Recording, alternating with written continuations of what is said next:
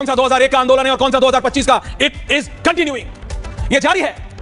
कारण बदल रहे हैं, नेता बदल रहे हैं, कभी प्रचंड आते हैं, कभी ओली आते हैं, दोनों लेफ्ट हैं, दोनों कम्युनिस्ट हैं। प्रचंड थोड़े मॉडरेट, ओली तो कहा जाता है कि बिल्कुल चाइना के डिफेक्टो हैं, भारत से दोनों बात करते हैं। प्रचंडा भी, ओली भी, कहा जाता है Prachanda is better for India, लेकिन कहां है प्रचंडा? काठमांडू की सड़कों पे, संसद भवन के अंदर। युवा नेपाली इस बार किस लिए बाहर आए हैं? क्योंकि फेसबुक बंद हो गया है जी, क्योंकि यूट्यूब बंद हो गया है, क्योंकि इंस्टाग्राम बंद हो गया है, व्हाट्सएप बंद हो गया है, एलोन मस्क का एक्स बंद हो गया और इस तरीके की कुछ 18, 22, 23 ये टिकटॉक सब बंद हो गया। आपको लगता है कोई टिकटॉक के लिए प्रोटेस्ट पे आता है? आपको लगता है रील बनाने के लिए कोई प्रोटेस्ट पे आता है? नहीं। दरवाजे के पीछे, बिहाइंड द बैक डोर, कुछ बहुत बड़ा नेपाल में चल रहा है, बहुत समय से चल रहा है। It is being simmering on, उबल रहा है बहुत समय से, उसको बहाना चाहिए फूटने का। वो हंडिया फूटने वाली है, प्रेशर कुकर है ना, उसमें प्रेशर बन गया। Nepal is a ticking time bomb जिसे कहते हैं, टिक टिक टिक टिक टिक, इट्स टिकिंग।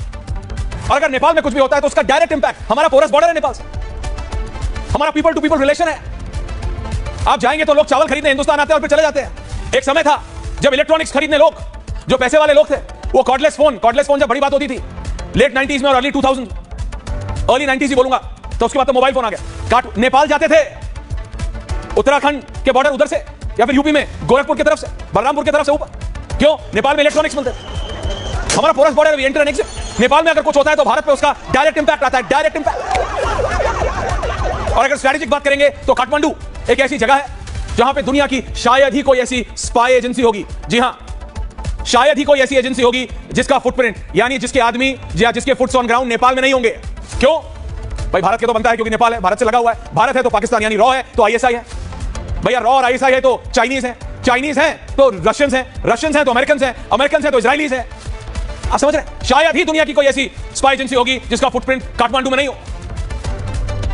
मैं बताऊं, दिस इज द रियलिटी। पर नेपाल की राजनीति में यह भूचाल ऐसे ही आ जाता है क्या? सिर्फ यूट्यूब इंस्टाग्राम बंद करने से नेपाल की सड़कों पे आग लग जाती है क्या?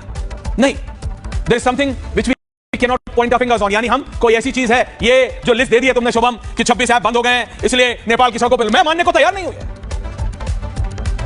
और ना आप मानिए दर्शकों कि Facebook, messenger, Instagram, YouTube, WhatsApp, x, LinkedIn, Snapchat, Reddit, Discord, Pinterest, पता नहीं इसमें तो आगे मैं जानता भी नहीं हूं, सिग्नल, थ्रेड्स, वीचैट, ओरा, टम्बलर, क्लब हाउस, मास्टरडॉन, टिकटॉक, वीटॉक, हमारो पात्रो, सोल, जालो, आईएमओ, लाइन, वीके, रंबल, सब बंद करने से किसी देश में प्रोटेस्ट नहीं होता। केपी ओली के खिलाफ है यह प्रोटेस्ट? चाइना का हाथ है या चाइना के तो खास है केपी? तो फिर आर अमेरिकन डूइंग इट? वहां पे एक धड़ा है जो कह रहा है भारत ओली जी के साथ नहीं है, भारत प्रचंडा चाहता है। क्या भारत करा रहा है? क्या अमेरिकन करा रहे हैं? चाइना को डिस्टेबल करने के लिए, चाइना और इंडिया दोनों को तंग करने के लिए, उनके लिए बाएं हाथ का काम है। जब बांग्लादेश में शेख हसीना को उन्हीं के घर से सुबह 8 बजे चॉपर में उड़वा सकते हैं अमेरिकन, तो नेपाल तो उनके लिए बाएं हाथ का खेल है, लेकिन स्नैप ऑफ द फिंगर कर सकते हो। और इसके मास्टर इसीलिए तो अमेरिकन डीप स्टेट है जो है। पर क्या ये अमेरिकन का? क्या इससे भारत को परेशान होना चाहिए? क्या इसका असर भारत पे पड़ेगा या इसका कोई असर भारत पे नहीं पड़ेगा? इसी पे है पूछता भारत, क्योंकि समझना पड़ेगा जब ये हो रहा है, एक तरफ नेपाल में हो रहा है, वहां दूसरी तरफ ब्रिक्स की इमरजेंसी प्रेस कॉन्फ्रेंस बुला ली, मीटिंग बुला ली। वही BRICS, Russia, Brazil, India, China, south Africa, BRIC, Brazil, Russia, समझ रहे हैं? उसी ब्रिक्स की एक आपातकाल वीडियो कॉन्फ्रेंस पे बैठक, मुझे नहीं याद कब पिछली बार आपातकाल ब्रिक्स की बैठक हुई हो जिसके अंदर शी जिनपिंग एड्रेस कर रहा है। क्यों? क्योंकि जो ट्रंप टैरिफ लगा है, दुनिया अनसर्टेनिटी की जगह, मतलब there is so much uncertainty, uncertainty यानी पता नहीं क्या होगा। कल ट्रंप ने ऐसी सिचुएशन कर दी है कि किसी को पता नहीं कल क्या होगा। एक दिन खड़े होकर कहता है कुछ, अगले दिन कुछ और। मैं अभी कुछ अमेरिकन एक्सपर्ट्स को पढ़ रहा था, वो नेपाल पे उनकी इतनी पैनी नजर है, इतनी पैनी नजर है।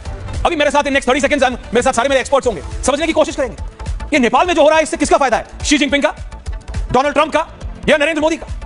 क्योंकि जितना थोड़ा बहुत मुझे समझ आता है इन माय कंट्रोल एनवायरमेंट कि नेपाल में अगर पॉलिटिकल अनस्टेबिलिटी होगी तो भारत को उसका नुकसान है, फायदा तो दिखता नहीं है।